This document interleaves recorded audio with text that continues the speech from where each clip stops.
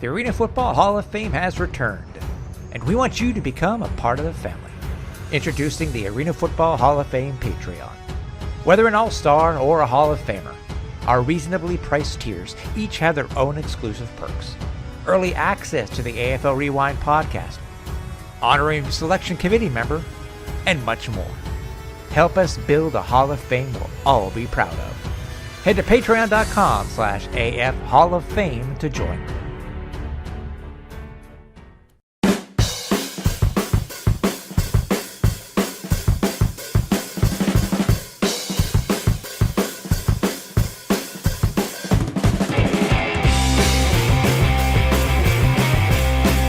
And welcome to AFL Rewind, a look back at all things arena football, sponsored by Phenom Elite. I'm your host, Tim Capper. Well, since we released the episode with Eddie Brown, some news came across the wire that we wanted to at least mention, because the gentleman that passed was a huge part, not only in Arena Football League history, but was also a huge part in Arena Football League history in Albany, New York. We want to mention that one of the owners of the original Albany franchise, Glenn Mazzulla, passed away recently. And we felt that we at least needed to acknowledge what he did for the Arena Football League and for the city of Albany. No, it's funny. If you were to look, I mean, what would the revisionist history be and for the league if Glenn and Joe O'Hara had not brought that team into the league itself? We could only guess what would happen, but the main thing is that he did.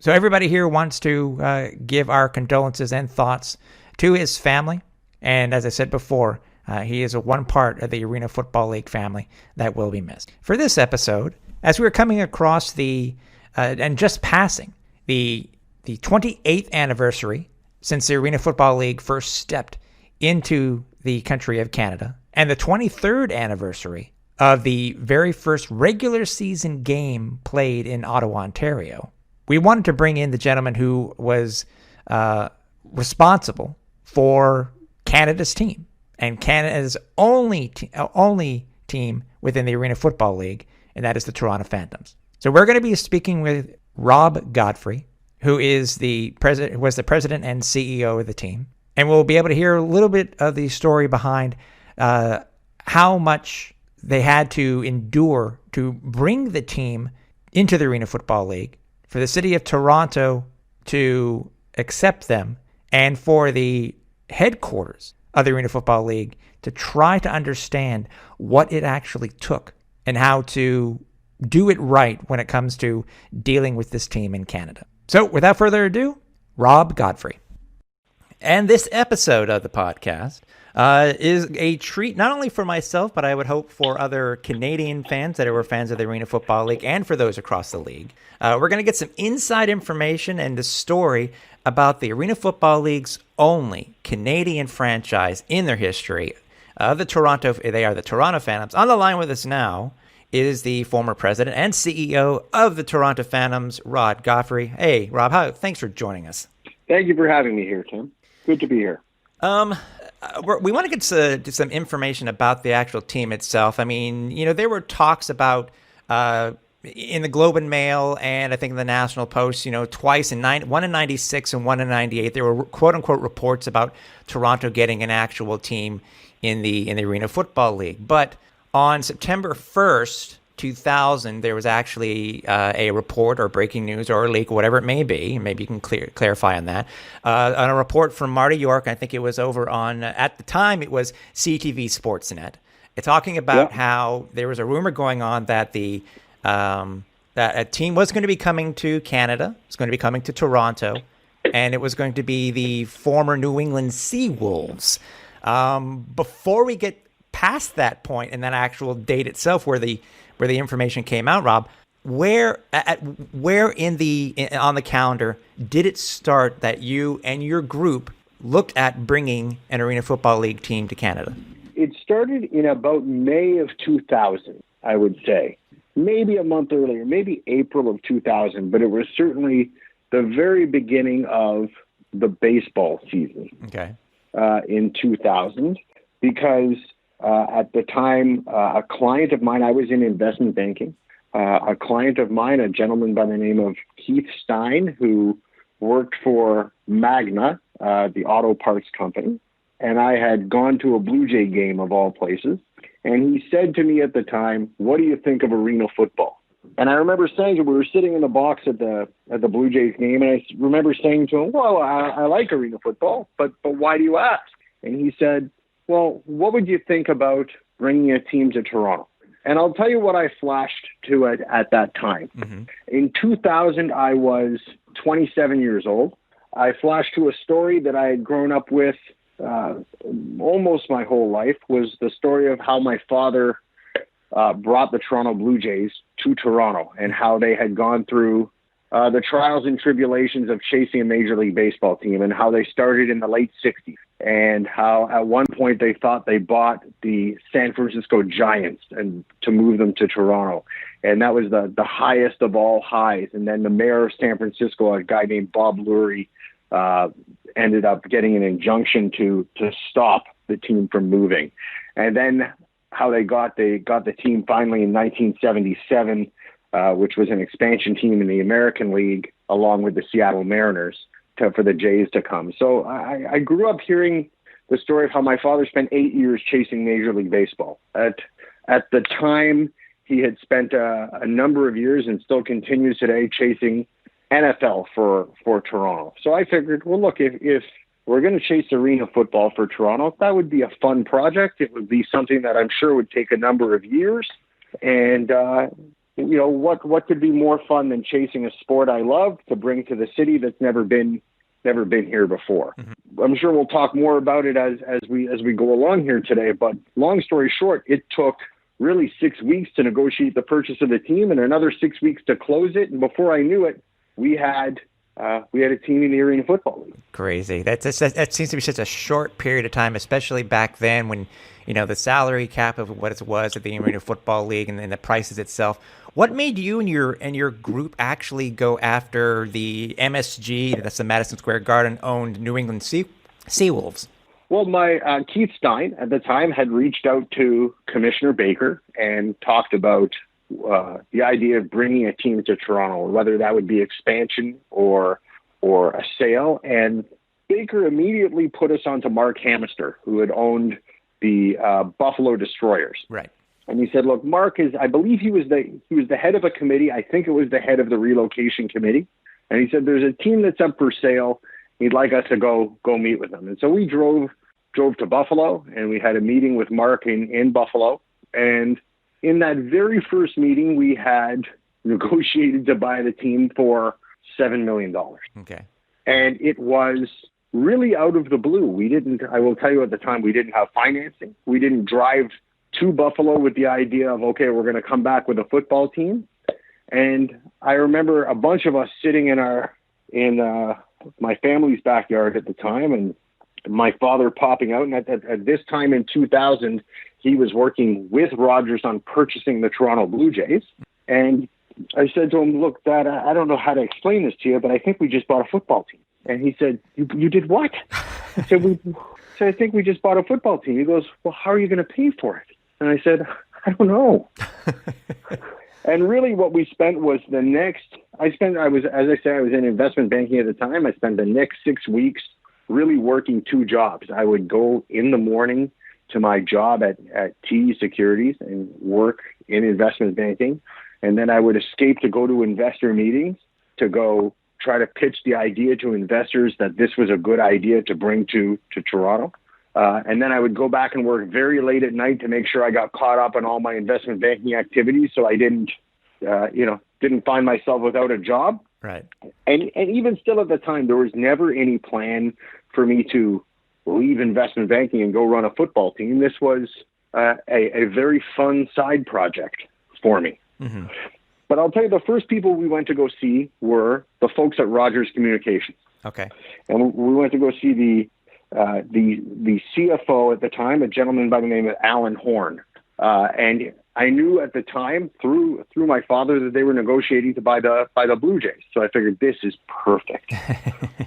We're going to get Rogers to be the major investor in the Phantoms. We had $1 million already in the bank, and that was from the Strasser family, who owned a company called Phenom Industries, which makes, of all things, women's hosiery.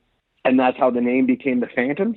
And we figured, okay, look, we're going to go to Rogers. We're going to wrap this thing up. I'm going to come out of here the same way I came out of the meeting in Buffalo with Mark Hamister, having negotiated to buy a team. I'm going to go pitch this to Rogers. We're going to walk out with all the financing, and Bob's your uncle. We're going to be done here. My meeting at Rogers Communications lasted 30 seconds. Oh, boy. They said Alan Horn told me at the time, not only are we not interested in buying an Arena Football League team, whatever information you have that we're interested in buying the Blue Jays is not necessarily right. We may not even be buying the Blue Jays. So we're not interested. And at the time I was 27 years old, and they basically gave me the kid get out of here bit. Yeah. And so we went out and we looked for financing elsewhere. And we found financing at the time from the folks who ran Jogenfrus, who is a Soraya family. We found financing from John Levy at the Score. And we found the biggest chunk of financing was from the Thompson family to be our lead investor. And you mentioned what happened on September 1st. Yes. The column by Marty York. Yep. Well, an interesting thing happened the day before that.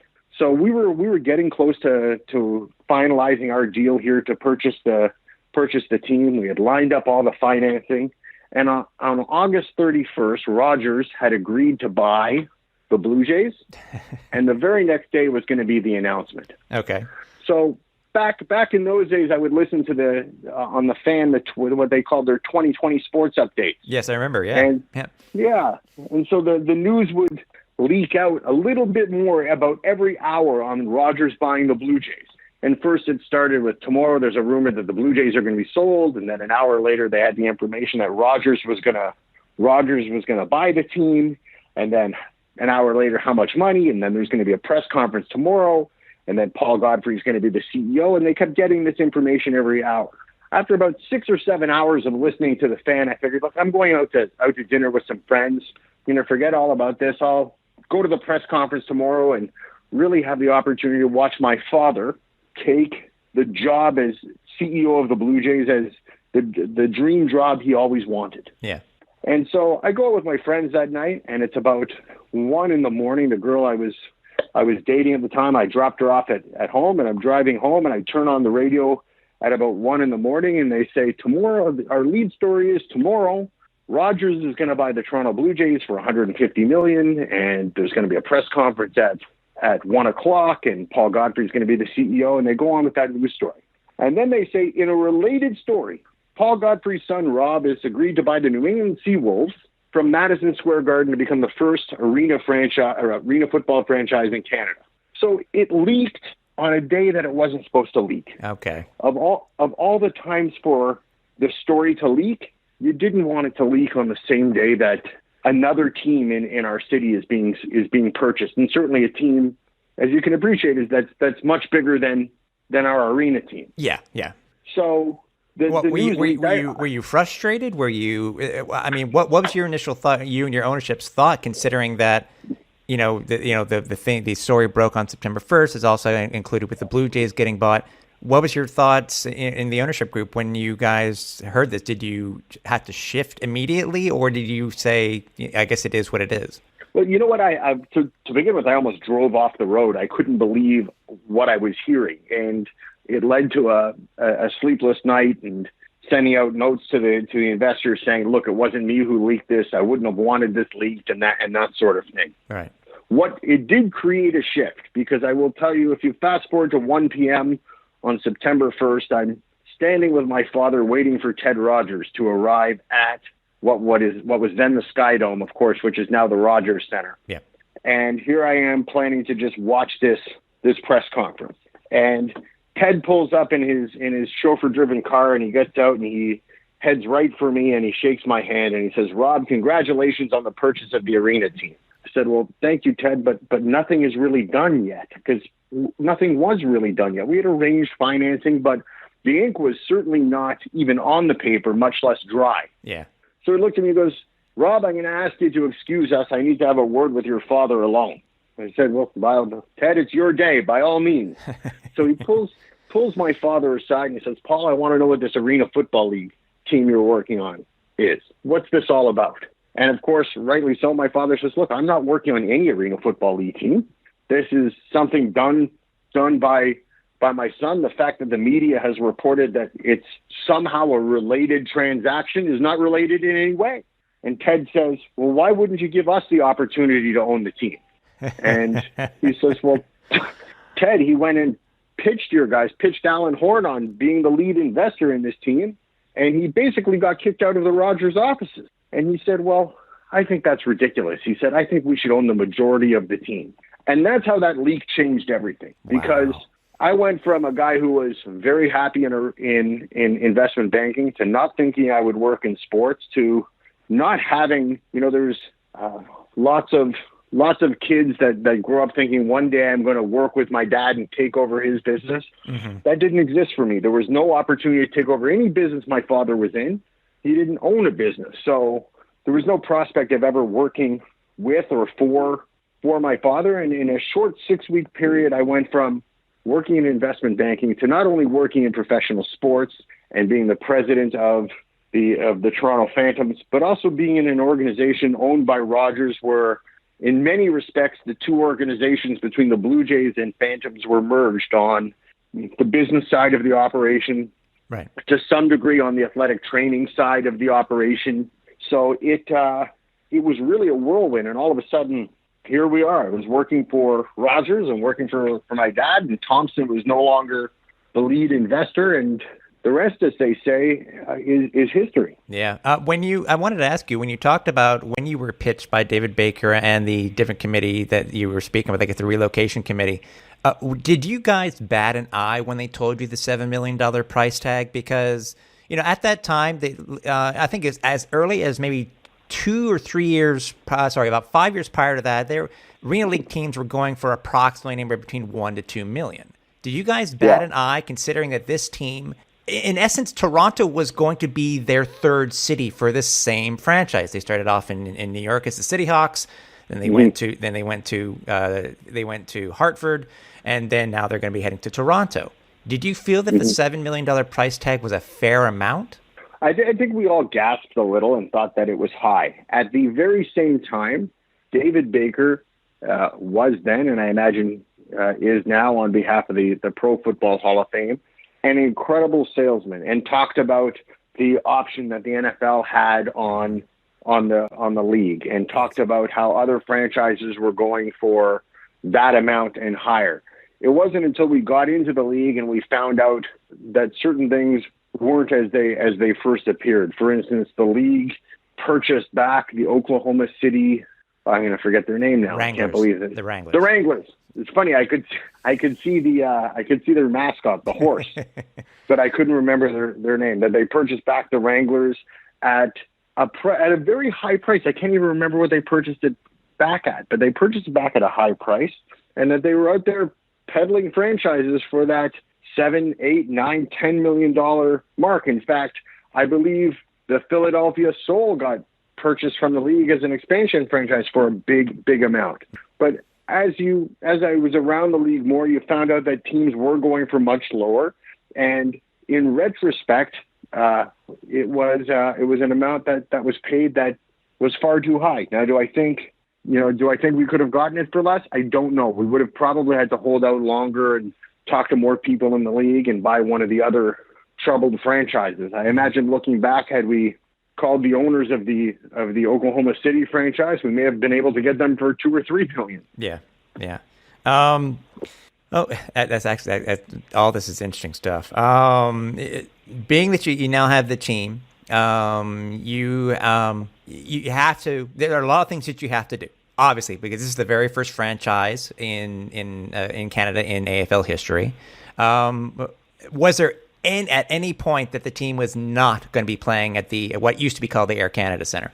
I'm sure there was a possibility. I remember looking at other options of other places to play, but ultimately the gentleman who I dealt with at Maple Leaf Sports Entertainment was a guy named Bob Hunter, who is I believe he's retired now, and so obviously no longer there. But he had a history of he worked at the Sky Dome for the stadium, not for the team, not for the Blue Jays.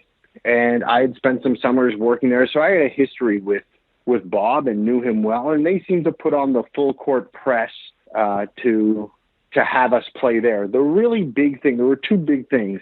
The context of things were that the Toronto Rock lacrosse team had come in, and most people didn't give them a chance at being a successful franchise, and they managed to pack the stands. And so that was the backdrop for us coming in. A lot of people compared us to, well, if lacrosse can do that, we should be able to blow the doors off as well. And I think a lot of people are not familiar with lacrosse, and far more people are familiar with football, even though it's a different brand of football.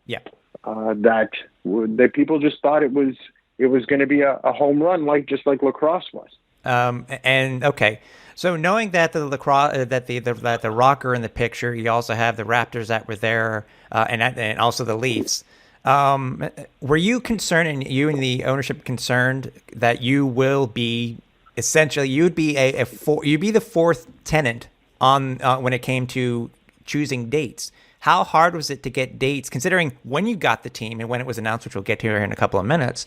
But how hard was it to get dates that you felt were going to work for Toronto? Because for those who know, Toronto fans can be slightly different. We know they love their Leafs, we know they love their Raptors, and as you just mentioned, the Rock drew very, very well. How are you guys thinking about when it came to getting dates that you wanted at the ACC?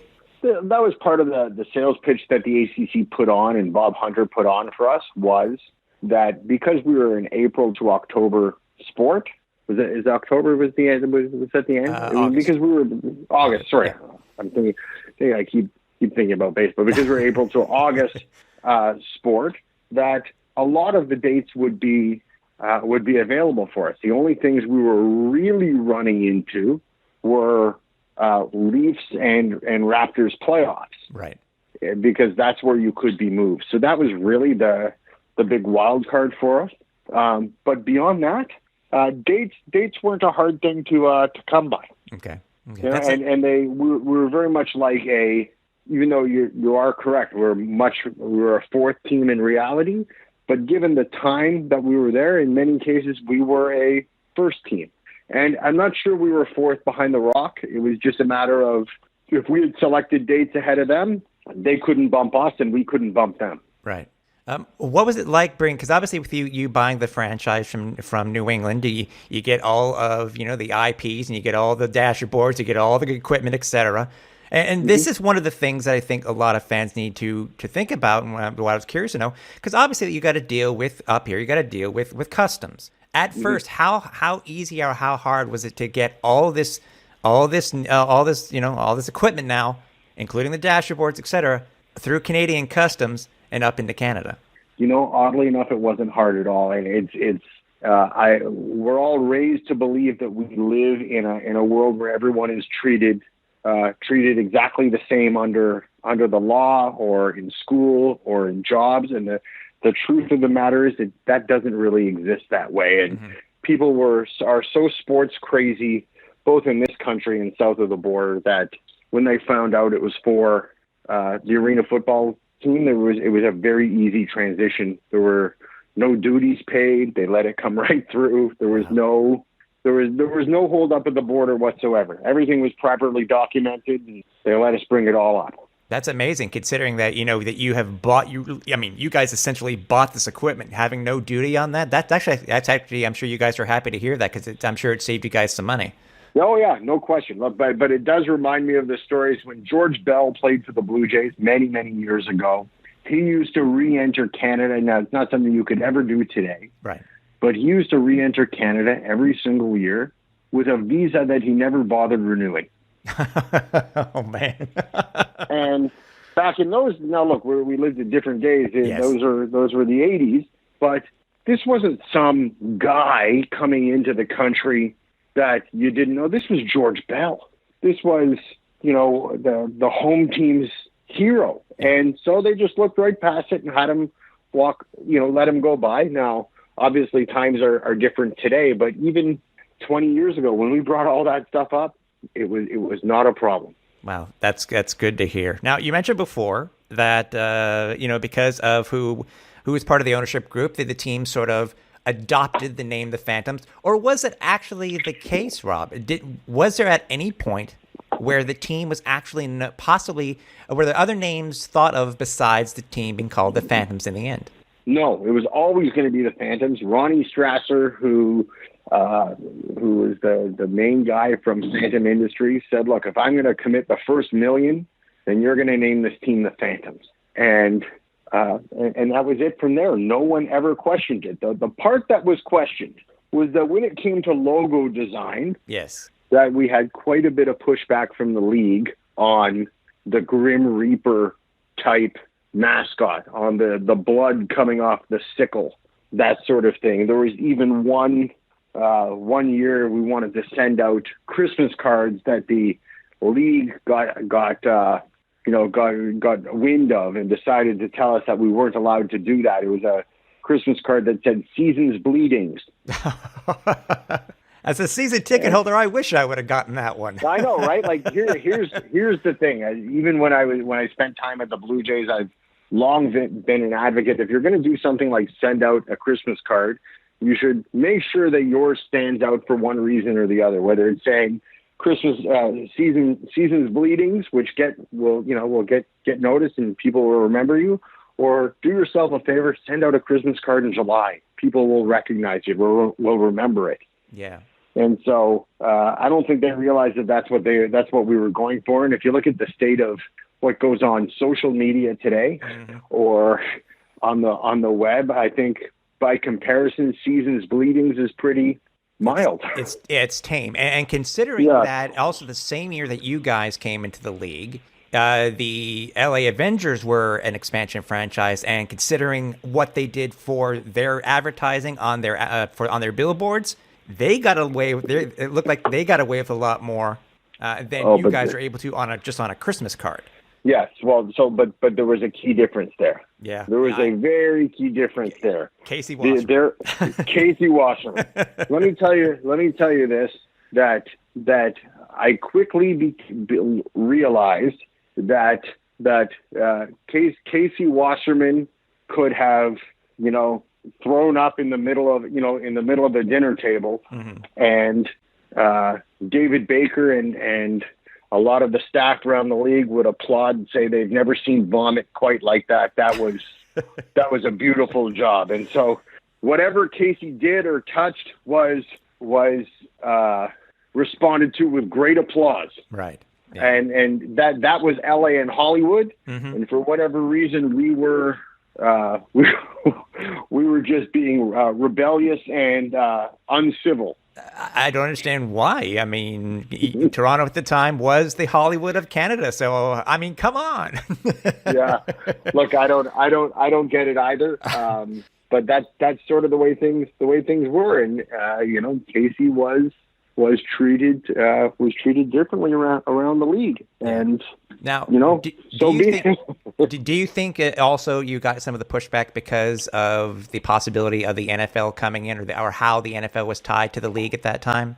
Yeah, I would think so. Yeah. I would think so. They were very concerned about what the NFL thought. I remember being on the league board of directors and how they responded to every single phone call, letter communication, in-person meeting with the league, as if any misstep would get them to not pick up the option or that sort of thing, which right. Of course is just, looking back on it, is not accurate at all. Yeah.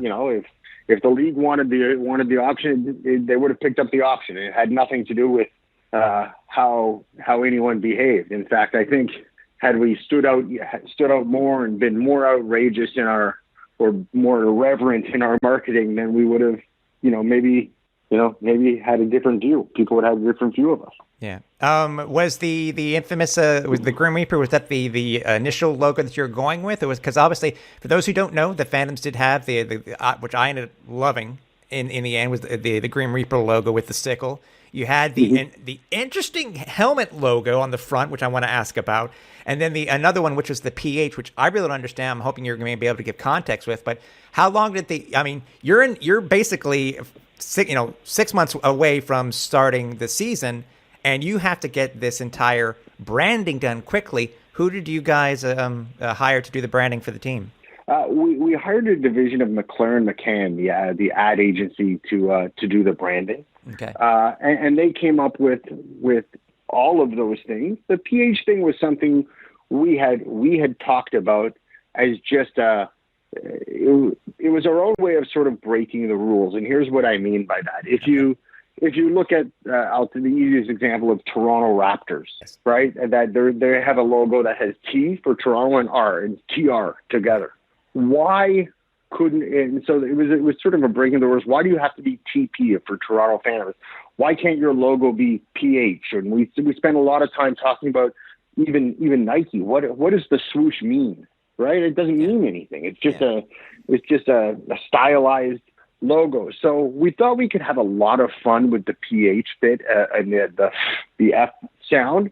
Yeah. So you'll notice that even the cheerleaders became the fantasy girls kind of thing with a PH in it. And so it was a way to tie the name of the team, the Phantoms, into a lot of things that you might not otherwise be able to tie into. Like what's the point of calling them fantasy girls if you can't spell it with a PH? Right. No. Okay. Right. They could be called anything. They could be called the Phantom Dance Pack or that sort of thing. So it was more just a way of us somewhat breaking the rules, if you could, or the perceived rules. For sure. And as I said before, the alternate logo itself, the flying, I guess, was there an alternate name for that thing? I call it the Flying Phantom, but that's it on the front of the helmets. Yeah, with the wings. Yeah. Yeah. Once again, we just talked about it. All of it factored into the whole idea of how do we break rules here? And what I mean by that is, if you're designing a football helmet, every single football helmet has their logo on the side of it. Right. Right. And the ones that don't have a design over the whole helmet, like the Bengals do, for instance. So why not create something where the logo is up front? But to do that, like that, the Phantom bit didn't work. Right. Like the Phantom with the sickle. Yes. The sort of what we'll call the primary logo didn't work. So they just went to town working on what other things could go, and that's what they came up with. And I thought it was actually quite a neat logo. Oh, I agree. I agree with you. Were the colors always going to be the light blue and silver? They were always going to have blue in it. It's funny that the Raptors have really changed things for the city, but I think there was the general belief that Toronto teams are blue. Right. That the Leafs are blue, the Blue Jays are blue, the Argos are blue. And at the time, the Raptors, who were purple and red at the time, is like, yeah, but that's the Raptors. They've only been around at the time 5 years. That doesn't represent Toronto. So it was always something that the blue was always going to be around, and then the rest was just how we differentiate. And if you remember at the time, look, black was probably the hottest color for every team was starting to use black in their logo. Yep. I will admit, I remember that we're seeing the uniforms for the very first time, the logo on the silver helmet and then the black unis.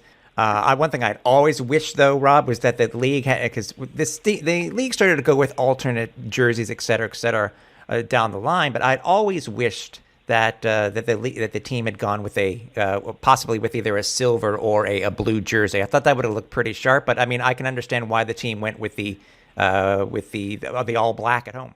I think so too. I think it would have been fun to have a silver or blue one or a baby blue one. I can't imagine the fun we would have had it gone on beyond 2 seasons. Yeah. I will tell you from a personal perspective, it is still the most fun I've had in my entire life was running the Toronto Phantoms. And that was a blast, whether it was some of the stories we had with our own players or with competing players, or the coaching staff and that sort of stuff. Like I remember, for whatever reason, and I don't know why, I developed an amazing relationship with Aaron Garcia of the Dragons. Yes, yeah.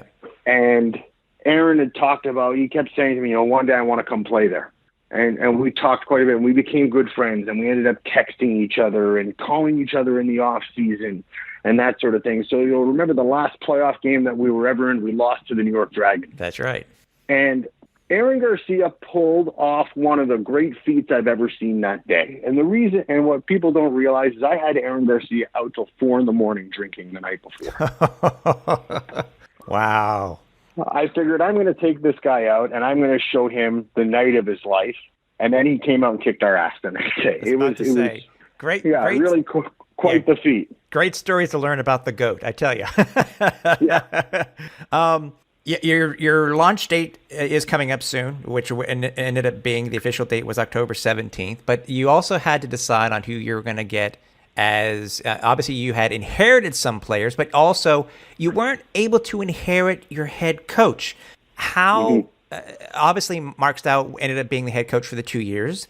Why didn't Mike Hohensee want to come up to Toronto, or was it once the team was sold, he said, I'm not going to, what was the story behind that?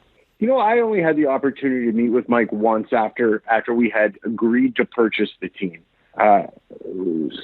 Commissioner Baker had said to me, "Look, you better go speak to Hohensee. I think he's going to go coach for Chicago." So I met once with him, and here's the truth of it: that the deal was already baked for him to go to Chicago. Oh, okay. There wasn't really the chance for me to keep him in Toronto.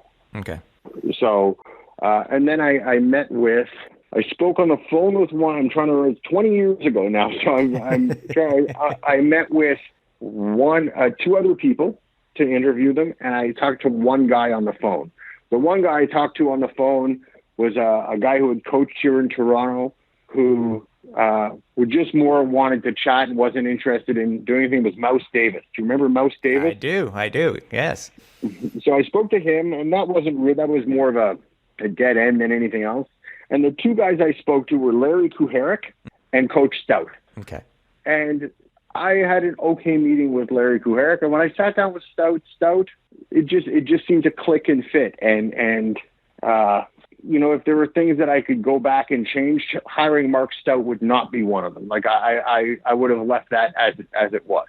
Mm-hmm. So I'm he seemed to understand offense very, very well. He had a horrible temper, which we still laugh about to this day. If I see people who were played on the team or worked in the front office, so we still have fun doing our own Mark Stout imitations. but it felt like the right thing, and I'm glad we did that. Yeah. Now, what was it like with the players? Because obviously, anybody who has seen the roster for the Phantoms in 2001, 2002, know that you guys have had some Hall of Famers come through you and play for you. Mm-hmm. What was it like talking to the team for the first time? Obviously, you're having to deal with it, the general manager, obviously head coach, et cetera, to decide who's going to be coming. But what was it like trying to convince you and your coaching staff, trying to convince these guys to come and play in Toronto? You know what? It wasn't as hard as you would like. There was the guys we inherited. So like that, to me, the two most important guys we inherited, or maybe three most important guys we inherited, were Charlie Davidson. Yep. Who I have seen and spoken to as recent as August of last year, September of last year. Wow. So not long ago. I still keep in touch with Charlie, who is now a preacher. And you can. If you ever get a chance to speak to him, which I'd be happy to arrange for you to speak to him, you can certainly tell him on the podcast that if he's a preacher now, it's not because of any of the way he behaved when he was here in Toronto. And you can tell him that on the podcast if you'd like. So I'd say him, Chad Salisbury, yep, and Damien Harrell. Yes.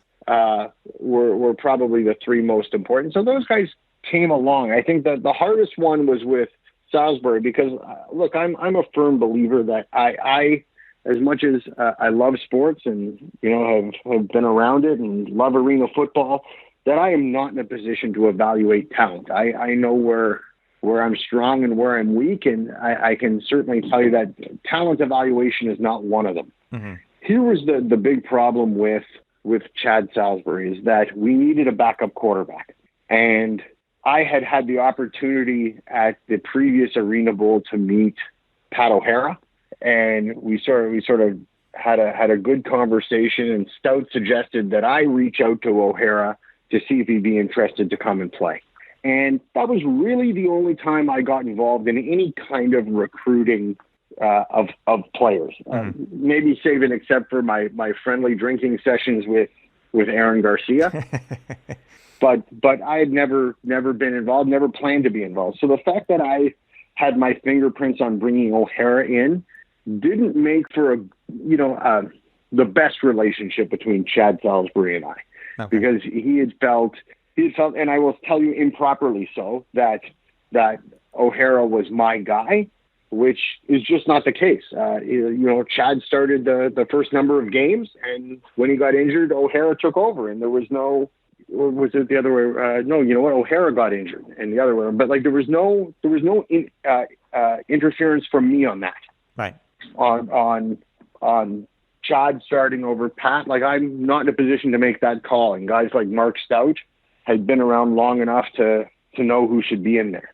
Right. You weren't the type of owner who would mess with who you think should be on the roster. You left that to your coaches that you had hired. That's right. So, okay, well, I can tell you, after speaking, because I know Pat quite well, that Pat enjoyed his time in Toronto immensely and had nothing but nice things to say about the organization. So I can tell you that. Well, that's good. Look, that's good to hear. I'm a big fan of his as a person. I have not reached out to him. I know he's got a fairly big job with the Houston Texans, of which I will tell you he is more than qualified for. And the Houston Texans are a lucky organization to have him.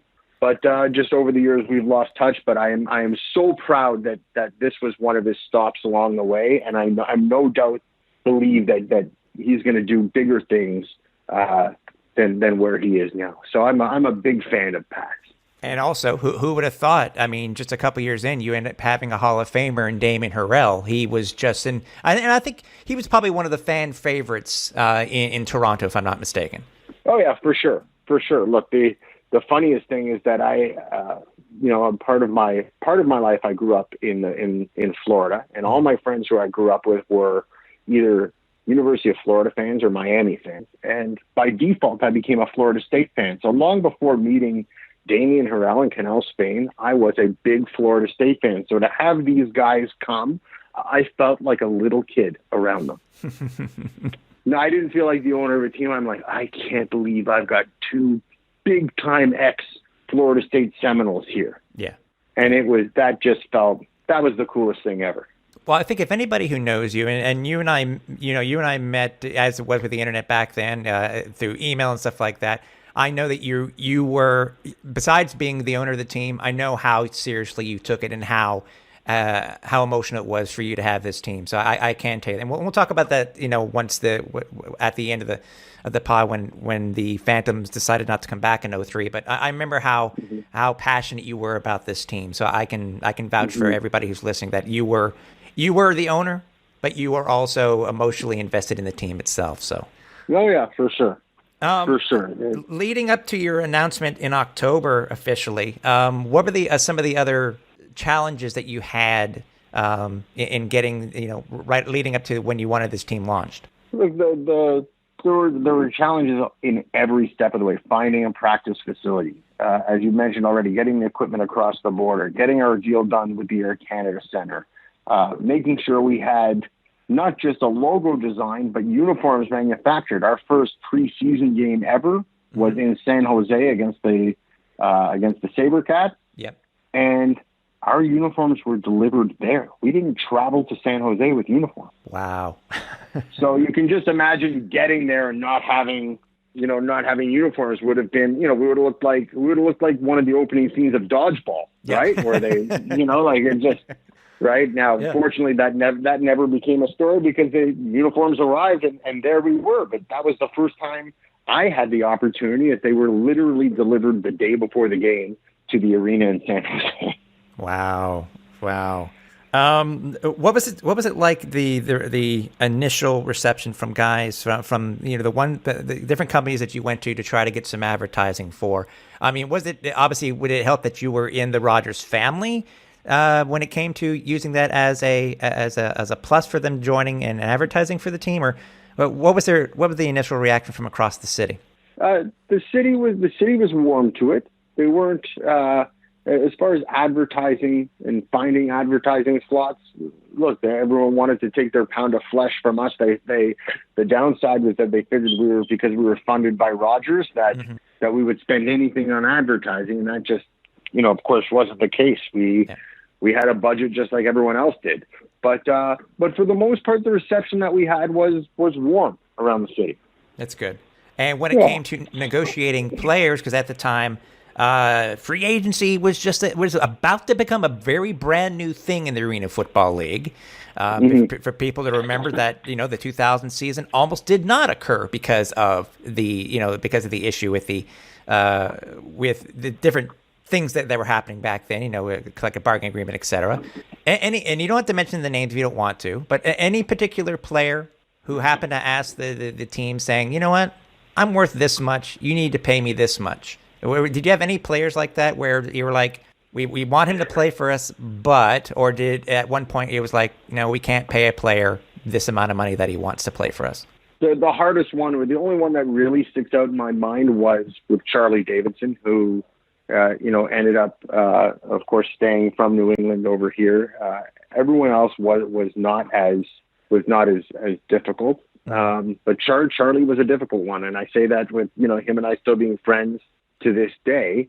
But I will tell you, with respect to recruiting players, it was hardest in year one. We were brand new. Canada was new, that sort of thing. Once these guys, and I will tell you, this group, this 2001 team, when they got here to Toronto and saw what was here for them in this city, how they were treated, I at least like to believe by me and by management, by the organization, on how multicultural we are here. Yes.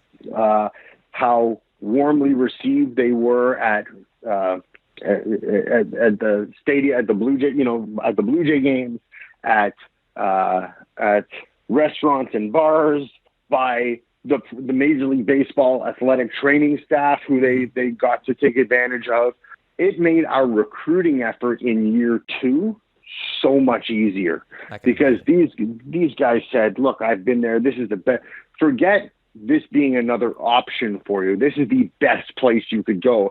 And I can't tell you how many times during that second season, this is why I'm disappointed that we didn't continue beyond that, how many players from other teams that would come up to me on walkthrough days or before a game and say, hey, Mr. Godfrey, I would love to come here and play next year.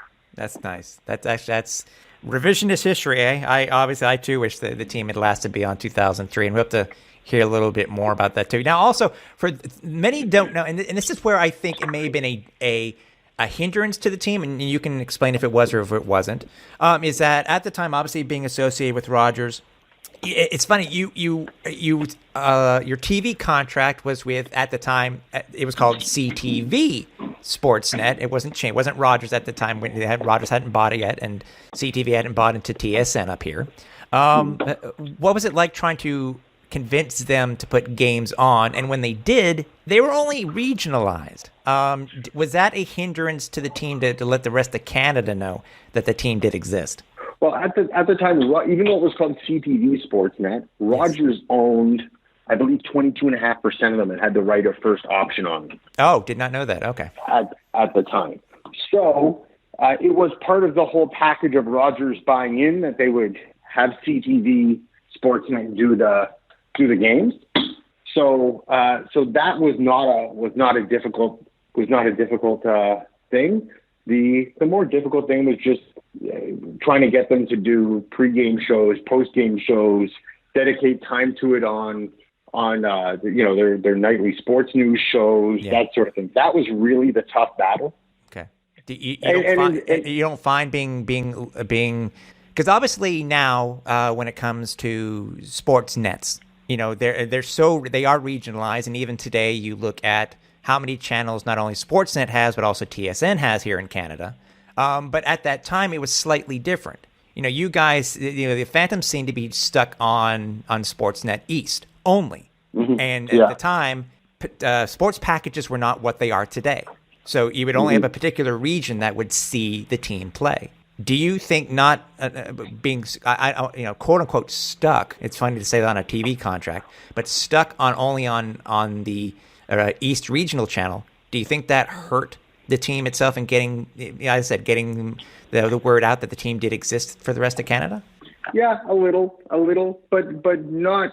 That wasn't the fatal blow by any stretch. But yeah, a little. And we also lived in an age at that time where things were so much different. Meaning that in those days, the broadcaster would tell you when you're going to be on. Okay. Now, and it's not that it's entirely different now, but now there is such with Netflix and Disney Plus and Apple TV, there is such a premium placed on live events because everything else you can watch on demand.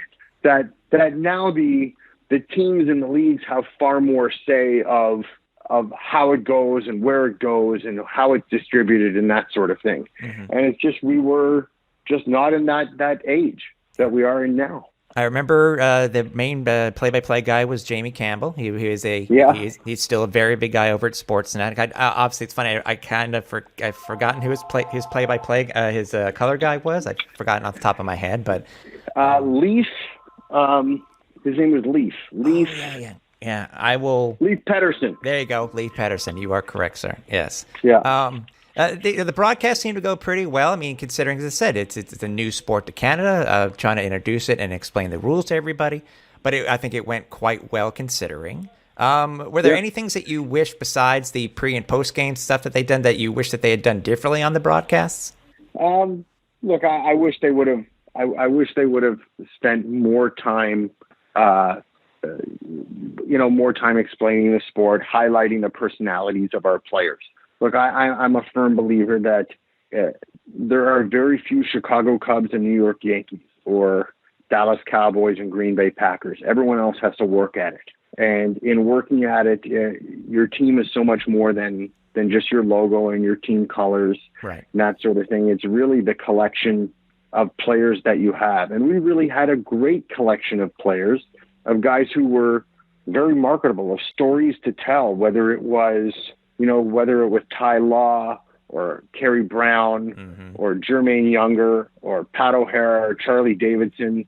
Yeah, I think we had a good story to tell. But look, that's not the way they wanted to go about and do the broadcast. And now it's easy to say this all those years later. Yeah. Now, and to be fair too, and I've said this, and I've been very strong about what I'm feeling is that I feel that the Arena Football. So I don't think it was just Sportsnet itself, Rob. I think it was the Arena Football League in general.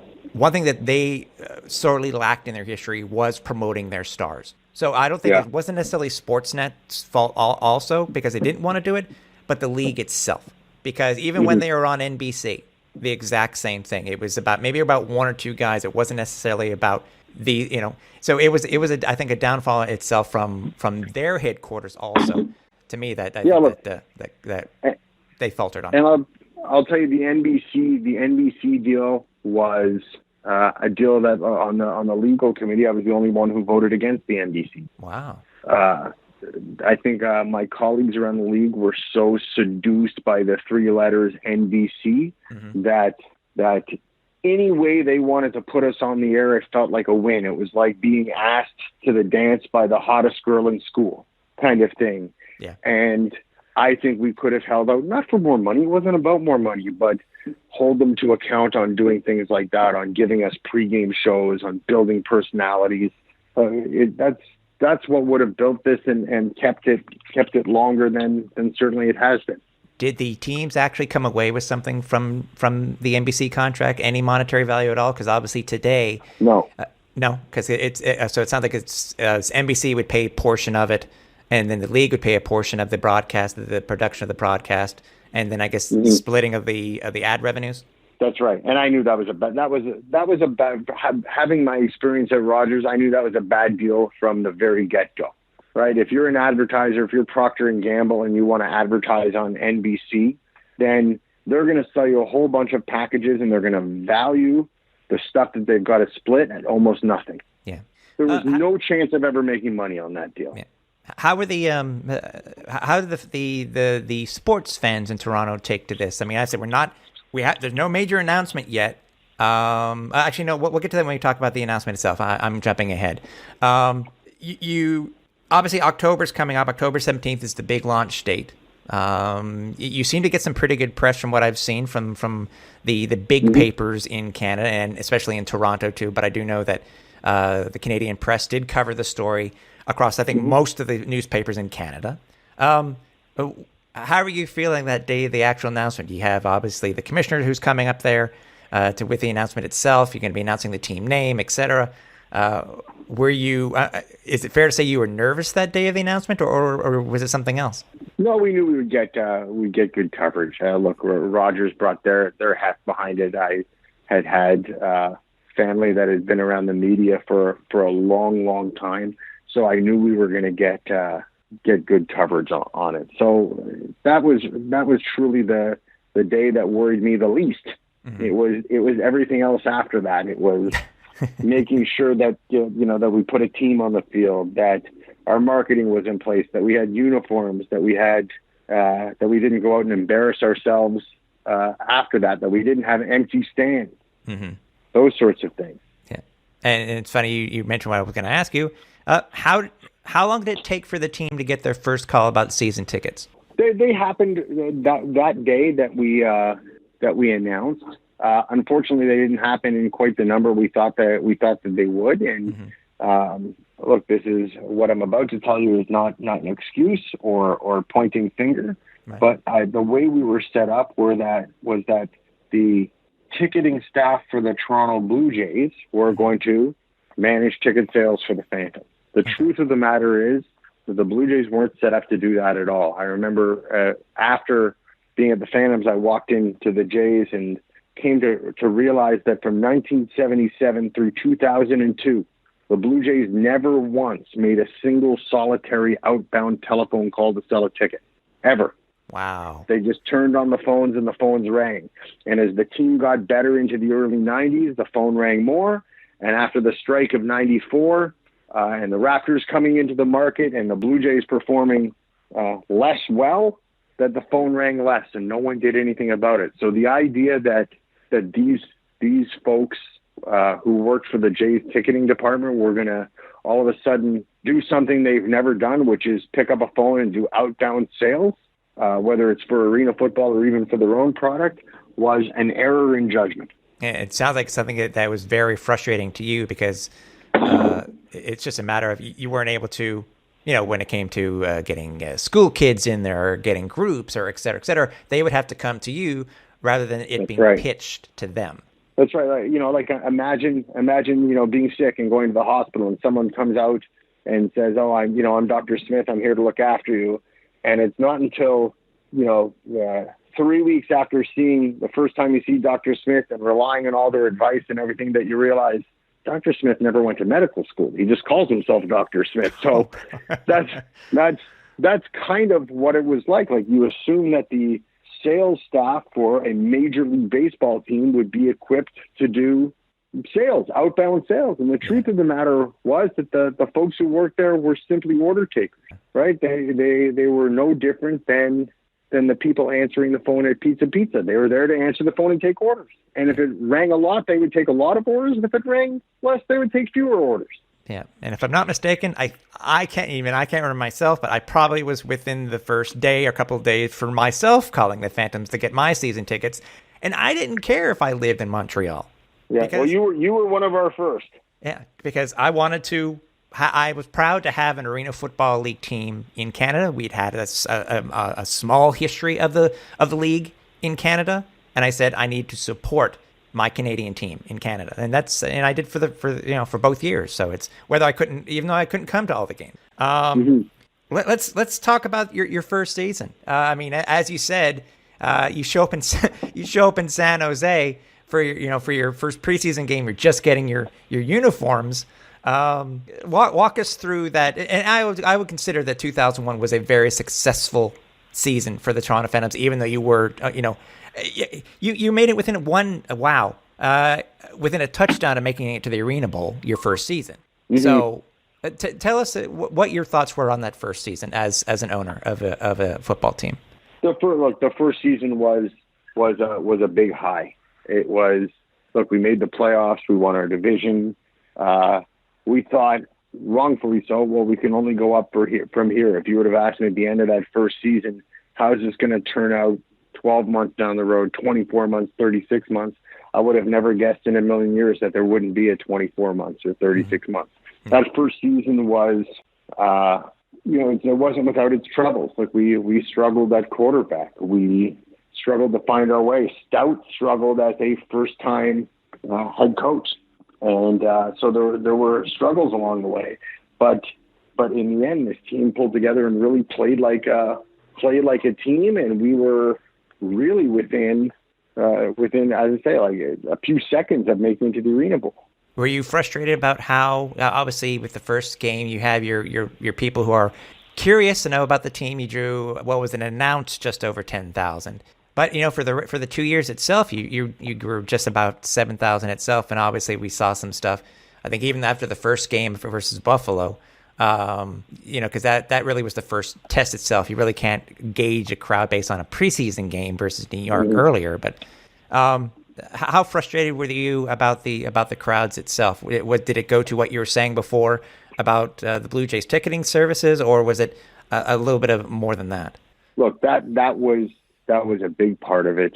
At the end of the day, it's got to rest on my shoulders. I was the CEO, and I'd love to be able to, get away with pointing the finger elsewhere. The truth of it is, looking back now and having the experience I have now, we truly didn't know what the heck we were doing on the ticket sales side, and we thought that we could fill that gap of knowledge or experience or expertise with the folks at the Jays, and that just wasn't so. So, but at the end of the day, I can't point my finger at anyone but the guy in the mirror. You were happy though. I mean, with the first year. I mean, obviously it's a new sport. Obviously, we know, as you and I both know, the Argos at the time were not doing that well either, and that's a story I want to ask you about in a couple of minutes here. Were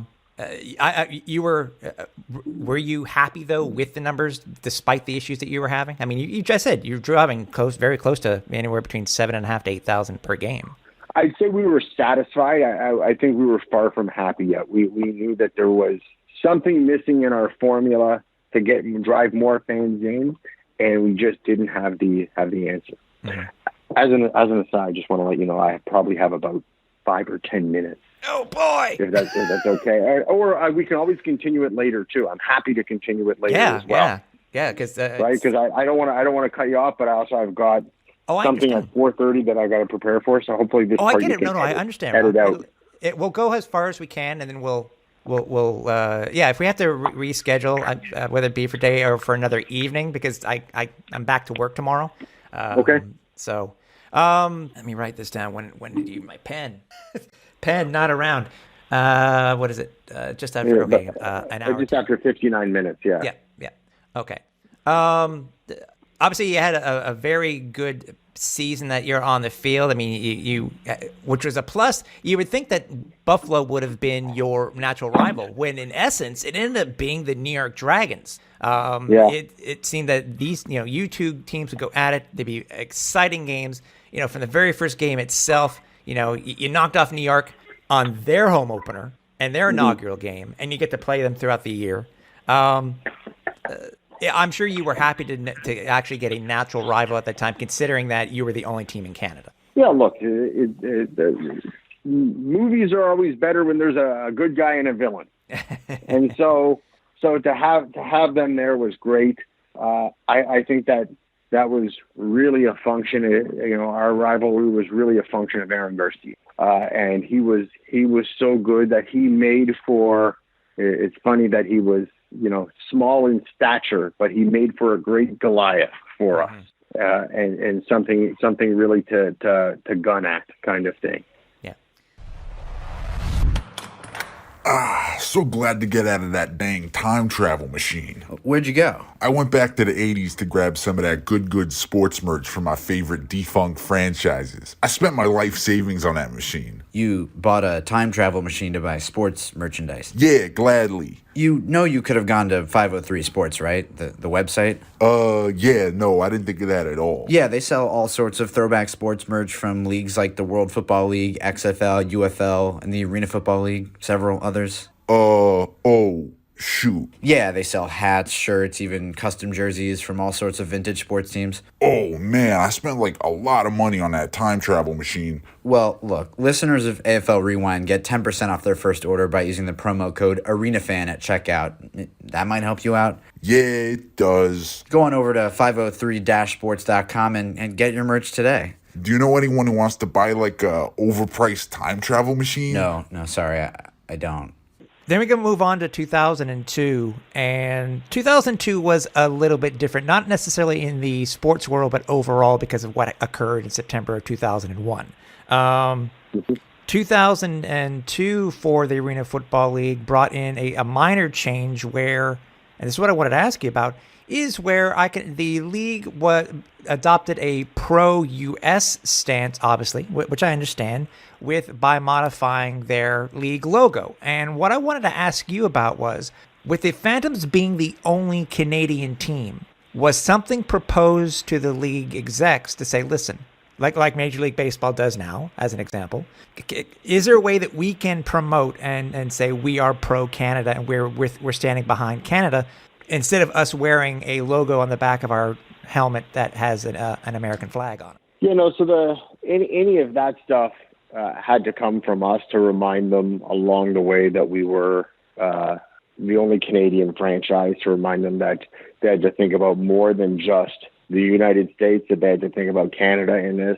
And we saw that with the way that they dealt with things like the salute to 9/11, which happened early in the season for 2002, of course, as well as the logo, along with anything else, even down to the NBC deal, right? Because the whole idea of having a broadcast region makes sense if you're the Buffalo Destroyers, or makes sense if you're the New Jersey Gladiators or the Orlando Predators. To limit ourselves the way Canada is set up, as you know, with the various sports networks, to just the region surrounding Toronto, or even if it was just Ontario, doesn't make sense in the context of the way our stuff operates, the way our country and media operates, that we should have the region that's coast to coast, right, unless and until another Canadian team comes in. So any of that stuff was always what I'll call one directional. It was from us to them. So a rule would be put in place, whether it be a league bylaw or just a policy change or a logo change, where we'd have to remind them, guys, this may not work for us. I never really had a problem with the whole logo part. Okay. Just from the perspective, look, it's a predominantly American league. The head office is in the U.S., as well as the fact that I seem to find in Canada, in this great country that we live in, that there seems to be tolerance for everything. If anyone said anything negative about any race, religion, or sexual orientation, they get tremendous pushback. Mm-hmm. As they should, by the way, as they should. Mm-hmm. But for some reason in our country, which I don't understand, have never understood, and maybe this is the product of me having half my family being American and having 3 American daughters, is that I've never understood in our country that when someone says something anti-American, that somehow that flies in our country. And that if we were to substitute the word American in front of, after anti, with anti-anything, anti-any religion, anti-any race, anti-any sexual orientation, all of a sudden you'd get tremendous pushback. So I've always sort of bucked against that and never understood that. I fully get that The league was predominantly American. In fact, it was entirely American before we came along. All our players were American. So the logo issue never really bothered me. When it came time to saluting, those who died and those who were the first responders in 9/11, it was important to me that there was a Canadian angle to it, because that's sort of the constituency we serve. Right.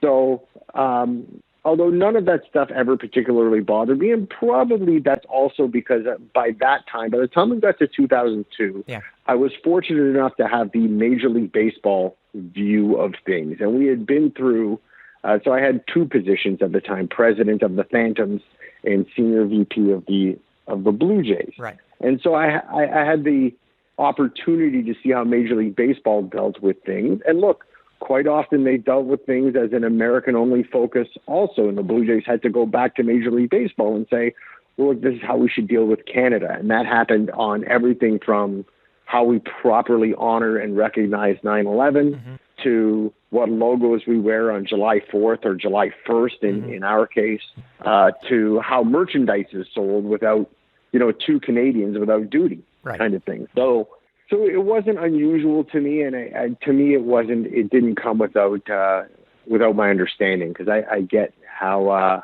do you expect folks in a league office who've only been dealing with American teams to all of a sudden be sensitive to a completely different country. Right. And I get that. And for me being on the fan side of it, Robbie, I wasn't happy, because I felt that, I understand your point, but I felt as a fan and being a Canadian fan, I felt that we were being slighted. And that was just my opinion. But I mean, I felt that, like you, I was hoping that they would understand that you're now in two countries. And it did take Major League Baseball a little bit longer to recognize that and to finally get that right. Sorry, go ahead. No, go ahead. That's your right. That's your right as a fan. And I think that's where the responsibility, to be quite honest with you, rests on the shoulders of the Canadian franchises, no matter what league we're talking about, whether it's baseball or arena football or the NBA, or look, the NHL is a bit different because there's so many more Canadian teams, but it rests on the franchise to speak up. Look, I firmly believe I have been given the greatest honor around, which is to be called a team owner, which, I was a partial owner of the Phantoms. Right. And it was a great honor and something I'll treasure to the day I die. At the very same time, I've long held the belief that sports teams are not owned by individuals and they're not owned by corporations, that the truest matter is that a sports team is a public trust. And so, Tim, when you say as a fan that you felt that as a fan, and more particularly specifically as a Canadian fan, you felt slighted in this, of course, that's your right to be slighted. And your eyes should turn to less the league who, why should they know better, right, to the Canadian franchise, or depending on which league we're talking about, in this case, Arena Football League, Canadian franchise to behave in a way that is understanding the fact that nobody owns the team, that it's a public trust, and that they should speak out on your behalf. And I don't look at it as someone who's Jewish. Right. I don't look at it any different than around Christmas time when I go into a store and I check out and they say Merry Christmas. I don't think, oh gosh, why don't they know I'm Jewish, or why can't they say something more politically correct? Right. I get it. Listen, being a Jewish Canadian, I'm not one of the majority. The majority are people who celebrate Christmas. And so, I always try to look at the intent behind it. And the intent behind it isn't malicious, whether it's in wishing us Merry Christmas when they could be saying something else. And I never believed it was the intent behind what the leagues are doing, whether it's Arena Football or Major League Baseball, was malicious or intended to slight us. And that's really where you got to look to the Canadian franchises to stand up for the fans like Tim Capper. Yeah. Right? It's to say, wait a sec. We serve a different constituency here, and that are, as much as we are alike, there are many ways that we're different too. And that's up to the franchise to step forward and say to the league, you have to honor that. Yeah, and if I remember correctly, and God, as we've been saying, it's been almost 20 years since the inaugural kickoff of the Phantoms. I remember I could have, I thought I may have contacted you, and we talked about it, and also I think I may have contacted the league about it, but it's been so long, I don't remember if that was, if both of that was done. So, but I just at least wanted, I did notice though, and I don't know if it was on purpose or the way that you as a team wanted to take to recognize it or to deal with it yourselves, is that all the other teams in 2002 had that Stars and Stripes logo on their media guides. The Phantoms did not. So Yeah. maybe that was your way of, I don't know. As I said, it was just something that I did notice. So Yeah, look, it was, I'm trying to remember back to, it was most likely intentional because at the very same time, as I had the opportunity or good fortune to deal with a lot of the Blue Jay stuff of how we dealt with honoring 9/11 and sort of the countries we recognize. And so if you look at the difference in seasons, look, the Arena Football League season in 2001 ended in August. We had September 11th happen after the season ended, and then baseball continued. So we had to figure out how we were going to honor things in baseball before we had the opportunity to figure out how we were going to honor it in arena football. Right. And we did it through we did a number of things. We did it through the prominent placement of Canadian flags rather than American flags. But at the very same time, we found the way to honor America, who had really suffered, its biggest loss on domestic soil ever. right. So for us, it was a balancing act, and I wish I could speak specifically to the media guy, but I can tell you that it was probably intentional when I think back to all the other things that I had the opportunity to be involved in, and how we proceeded from September 11th, 2001 into our 2002 season. Right. 2002 on the field, though, not as good as 2001. The team did struggle, ended up being 5-9 on the season, didn't qualify for the playoffs. Also did hurt, too. I mean, your last two games were in overtime to New Jersey, and losing the home finale to New York. The other difference that I noticed too for the Phantoms is that there was a slight modification in the actual home games themselves. It seemed that maybe 3/4 of them were actually now on a Thursday nights rather than the Thursday/Friday nights as they were in 2001. Was it a matter of, we're talking about it before, about the Phantoms possibly being number 4 on the chart when it comes to getting dates? Was it something that you guys were not in control with when it came to actually changing the dates that the games were played on? No. We were largely in control of it. Okay. What it really was, and we had talked earlier about ticket sales and whether there was a pointing of the finger to the Blue Jay sales staff. I said earlier, as I'll say again, I think a lot of it falls on my personal deficiency as a chief executive, right, and as a president, and it was my own failings in that, and we were really just trying to figure out what worked. Right? Were we not drawing as many fans as we hoped because we were on weekends in the summer and people wanted to go up to the cottage, and that went into a lot of what we were thinking. Do we need to own a night of the week the way the NFL owns Sunday, the way the Leafs in Toronto have historically owned Saturday, that kind of thing. And I think that it was just an attempt to figure out how can we own something. So it was experimenting with the night of the week. Right. Exactly. Okay. I understand. Because I was looking here, compared to 2001, you had 6 of your home games on Thursdays in 2002. So just to point it out for those who are listening. Yeah. No, that part I remember very well.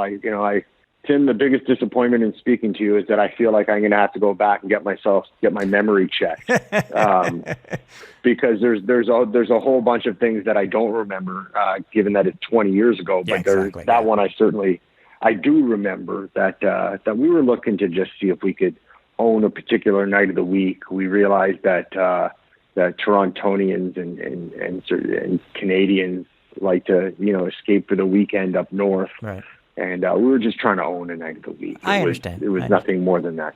Now, I remember seeing you after that overtime loss to New York, and I referenced this earlier, and I remember that day you were quite emotional, and maybe it's because of the loss, because the season was over, etc.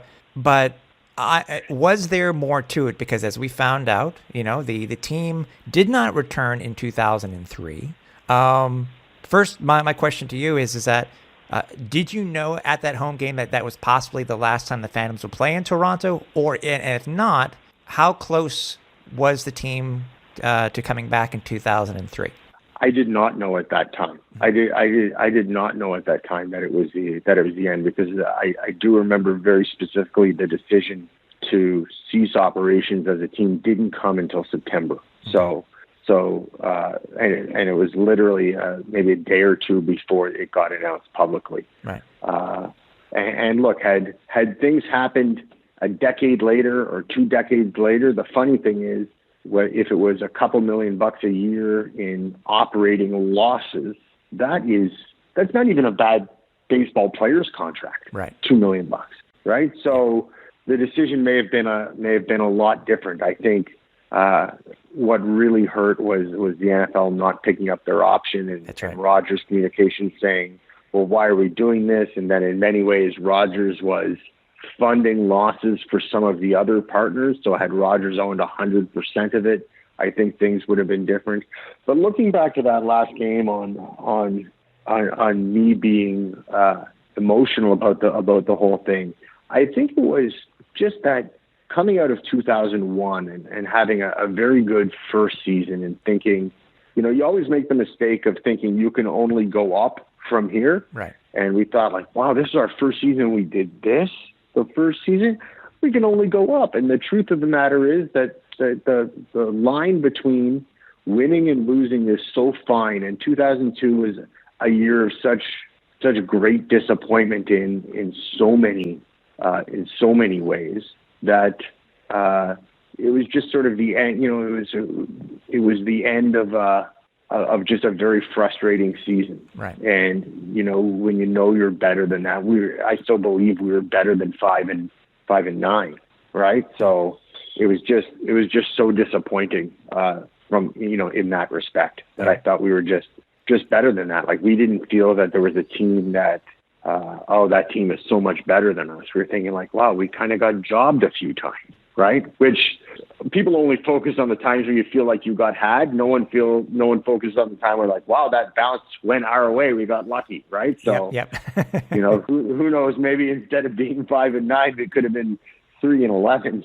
Oh, but we really did think we were better than that. Before you found out, had you guys already started the process of coming back in 2003?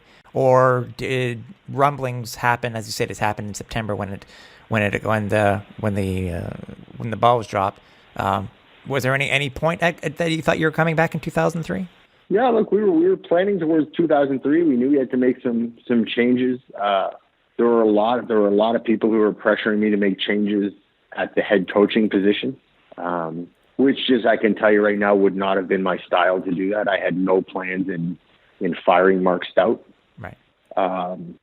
Look, I know we probably had to make some changes, most notably at quarterback. We may have had to say goodbye to some guys who were getting long in the tooth in both Charlie Davidson and Kerry Brown. Right. But so we knew that there were some changes ahead. But I was really buoyed by the fact that our reputation as a franchise around the league was so good from a player perspective. Yeah. As I had told you earlier, that there were so many players that came up to us and said, I really want to play there next year, kind of thing. That I thought we were going to have an easy time signing players. So we really did begin the plans for 2003. It was just a shame we never got there. Yeah. And it's a shame. There were so many things. Just the timing of the franchise. that the Blue Jays staff weren't in a position to help us in a way that we thought we were. I wish I wasn't so young and stupid at the time, and arrogant. It's amazing what gray hair does to you. So that you learn from experience and that sort of thing. So, I wish so many different things, because I believe that the Phantoms could have had a better and longer run than we did. Real quickly, I want to go back here for just a couple of seconds. I know you talked about the NBC deal and how you had voted against it. Obviously, the Phantoms weren't ever a part of the NBC deal itself, because it started off in 2003. At the time the team was around, it was the TNN days, and TNN was a very popular place to watch arena football, especially with Eli Gold. He knew how to call a game. Did it frustrate you as an ownership group that you weren't on U.S. national television more? Because the only two times you were on TV on TNN was the playoffs in 2001. No, it didn't really frustrate me. I'll tell you, to make a local team work, to make money at it, to be successful, to be one of the enduring franchises, you really have to plant the seeds and water those seeds in your own backyard. Yeah. So the idea of being on TNN south of the border is really only something that feeds the ego. It doesn't feed mouths, okay. Right? It doesn't pay for player salaries or give us anything other than just sort of a chest filled with pride kind of thing. So also didn't help too that TNN wasn't in Canada. That's right. That's right. And by the way, if you were running TNN, don't change a thing about who you are, where you were born, where you were raised. If all of a sudden you were transported and you were running TNN, would you have ever televised a Phantoms game? Probably not. Yeah. Right? Look, the Toronto Raptors, up until, and we'll see what happens if they ever get back to playing basketball this year, but the Toronto Raptors always played the first playoff game on Saturday at noon. Yeah. Right? Why? Because it's the least valuable time slot for U.S. TV, and really, who wants to watch the Toronto team anywhere in the U.S.? Right. And I get it. Yeah. Right? Look, if we were there, we wouldn't do anything different. No, I fully get it. But when the team was coming, when you guys were starting the process to bring the team to Canada, there seemed to be a problem between the CFL and the Arena Football League. And it didn't just start in, when you guys were starting to get your team. It dated back to when a potential ownership group in Ottawa in 97 wanted to play an exhibition game in Ottawa at the Civic Center. And they were able to push them out of the Civic Center because they were afraid of what was going to happen to the Rough Riders, and they pushed them to a smaller arena in Gatineau, Quebec. Now it seemed to be the exact same thing was occurring to you guys when you're wanting to, after the rumors had come out that you were going to be bringing the team to Canada. What is with the CFL and the Arena Football League not getting along? Look, the CFL was just protective over their own territory. They had long felt that their success as a league depended on being was dependent on being the only football product around. I don't believe that's the case for the CFL. If I can speak on as far as my opinion on the CFL, sure. I think the CFL is a great product and a wonderful product in certain markets. And we found out, we know that the CFL is a great market in Saskatchewan. It's a great market in Edmonton and Calgary. It's a great market in Winnipeg. It's a great market in Hamilton, Montreal, right? It's become, I guess, at McGill Stadium. Is that where they play, McGill Stadium? Yep, that's right. Yeah, so they've become a great product there. In Toronto, especially in the Rogers Centre, or what was the Skydome, they have not been a great product. They were never a great product in Ottawa. And so I understand their defensive position, but whether Arena Football League came in or not, or whether the NFL came into Toronto, it wasn't going to change the prospect of the CFL in those particular cities. I think what made it worse for us is that John Tory, who at the time was not the mayor of Toronto, he was a senior executive at Rogers, kind of felt betrayed by sort of the higher ups at Rogers, by the people who were above him. There weren't many people above him at Rogers, but Ted Rogers was certainly one of them. Right. That he felt sort of betrayed, that here John was the commissioner of the CFL, and now Rogers, who paid his, who signed his paycheck, was going out and bringing in a competing product. So I know John felt a little had by that, and as I think I've said before, I'm not sure. My personal relationship with John, which has always been good, has ever really recovered from that one thing. The idea of me bringing arena football to Toronto and him being the CFL commissioner. We found ourselves on opposite ends of things. And, as I've said before, John's a decent guy. We just ended up at the opposite side of the table from one another. Okay. It's, as I said, it always seemed to be whenever the Arena League would rear its head, positive, even if they were just rumors, just seemed to be, which I understand, but it's the market itself. I guess it's completely different now considering who owns the Argos, but I don't know if that would be the same thing as it were today if the Arena Football League were still around and a team was thinking of coming to Canada. I'm not so sure it would be, other than just control of the venues, right? But I'm not so sure it would be that it would be as big of an issue now.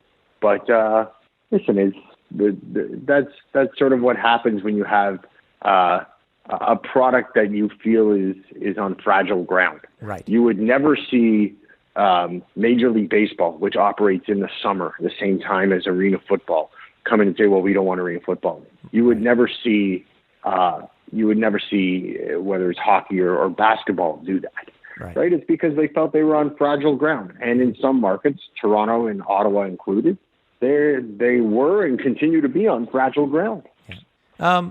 Rob, obviously we know after the Phantoms left, you moved on to bigger and better things. But for you, even 20 years down the line, what stands out to you the most? The first thing, when you think of the Toronto Phantoms, and after all the stuff that you went through, what's the one thing that you're going to remember the most? Oh, there's probably a few things. Certainly the chase to get the team is something that sticks out in my mind. Earlier we talked about going out trying to finance the purchase of this team. Right. And Ted Rogers coming in at the last moment and the news leaking on the same day that Rogers bought the Blue Jays. That's one thing that will stand out. My relationship with the players, with guys like, and I know I've mentioned it a few times, but my relationship with Charlie Davidson, my relationship with Pat O'Hara, Ty Law, Connell Spain, Kerry Brown, as well as the coaches too, like Mark Stout and Mark Lazarek. Those sorts of things, those will always stand out. There's a story that will always stand out for me at the beginning of the 2001 season when we had our opening game against Buffalo, and we lost that opening game. And I remember just being so down about losing that game, and it was, it felt like someone punched you in the throat because you had spent all this time gearing up to this home opener and you end up losing it. And we were so disappointed about losing it. And I remember my father, who was the president of the Blue Jays at the time, and they hadn't had, I'm not sure if at the time they had their opening game yet or their home opener yet. They hadn't had at the time. And he calls me and he said, Rob, I know you're upset about losing this one, but there'll be other games, is what he said. And I got to tell you, it didn't do anything to soothe me. I'm like, what the heck's he talking about? There's going to be other games. We just lost our opener. Even though it was my dad, I was like, screw this guy. There's going to be other games. What's he talking about? And then fast forward, I don't know what it was, whether it was a week or 5 or 6 days, I'm sitting with him at a Blue Jay game. Yeah. And the Jays are leading going into the 9th inning, and Billy Koch comes on to save the game, and he starts blowing the save. Yeah. And now I'm fine. Look, my team's already lost. My father is pacing back and forth in the box, and my father was never sworn in his entire life is finding a whole bunch of colorful words to use of what's going on here in the top of the 9th inning. And he's starting to swear, and I go up to him and I say, Dad, don't worry, there'll be other games. And for some reason, he didn't find it half as funny as I found it. right? I guess he gave you the look that you gave him a week that's or right, he 10 did. days prior. That's right, he did. So that will always stand out to me where, he could have, you talked about me being emotional about us winning and losing, yeah, and how hard, I took losses and that sort of thing. And then I flash back to that where, here he was trying to soothe me and tell me that there are brighter days ahead and there are other games and don't take it so seriously. And then he's losing one of 162 baseball games. Yeah. And I say the same thing to him, and it wasn't so funny for him. But it's to this day that remains funny to me. And then there was, I guess the last thing that really stands out is that we had lost a home game, and you could probably go back and check, but I think the home game we lost was to Oklahoma City. Okay. And I wish I could remember whether it was the first or second season. I think it was the first season we lost a home game to Oklahoma City. And it was one of those, it was a game where we went home, and I think Ty Law caught like 5 touchdowns that game, and I think we lost. And I was pissed off, and went home and went to bed pissed off, woke up pissed off, that kind of thing. And in the morning, I got a call from Coach Stout. And he said, "Oh, you better get over here. Ty Law's mother just passed away." Oh boy! Suddenly, and so I went over to where the players had lived, and here's this guy Ty Law who was larger than life, who had a swagger about him, and was sort of the life of the party, and sort of had the pulse of the dressing room. And I walk in, and this guy who is sort of put on a pedestal comes over to me and collapses crying in my arms. And it was sort of one of the big teaching moments of my life to say, it's funny how pissed off you get about losing a game, and you're like, what, in the grand scheme of things, it's not that important. Right. Now, of course, the next week or the next time we lost, I was probably still pissed off as well. So I'm not saying I learned that well, but I will always remember that part of things. It's one of the things that stand out for me. For those who stuck with the Phantoms for the 2 years, mm-hmm. Mm-hmm. What do you want to convey to them, to those fans, which will now forever be the only team that played in that was Canada's team? Look, they were awesome, because the thing is, we didn't just see the fans at the games, that they joined us afterwards. You'll recall we had team parties afterwards. Yep. Where the fans were all invited to show up, and they showed up and they were into it. And the ones who took the time and of course their hard-earned money out of their pocket to invest in us, both financially, emotionally, time-wise, they were awesome. And I know that they wish, and I wish, that there could have been more like them, because it was just so much. It was so much fun. It was such a fan-friendly game. Look, having had the fortune of being part of Major League Baseball as well, baseball is not a sport that's conducive to going up to, at the time, Carlos Delgado or Roy Halladay and engaging them in discussion. Forget getting an autograph, and we were fan-friendly, and you kept footballs that went into the stands, and you got to be up close. So those fans were amazing, and they were passionate, and they showed up, and I'll tell you this, on Friday morning or Sunday morning, whenever we had a game, they let me know afterwards whether, my email box was full on how, whether we played poorly or played well, or, if they were pissed off at sometimes things that I couldn't control, like the prices of hot dogs at the Air Canada Center. But they let me know in big numbers too, right? And when they were happy and sad. And, I thank them for their passion, because I didn't realize that they could be that passionate about a brand new team. It's interesting to hear how each of these teams and how each of these people deal with certain variables in bringing their teams into the league and being a part of history that is the Arena Football League. It seemed that there are a lot of ups and downs for this team, especially at the very beginning. Considering what this team was purchased for, and the reception within Toronto itself, and the hurdles that they had to overcome. But either way, being able to hear about the franchise itself, especially for me, who was a season ticket holder for the Toronto Phantoms, was a very interesting listen, and I really appreciate Rob for joining us and to tell his story.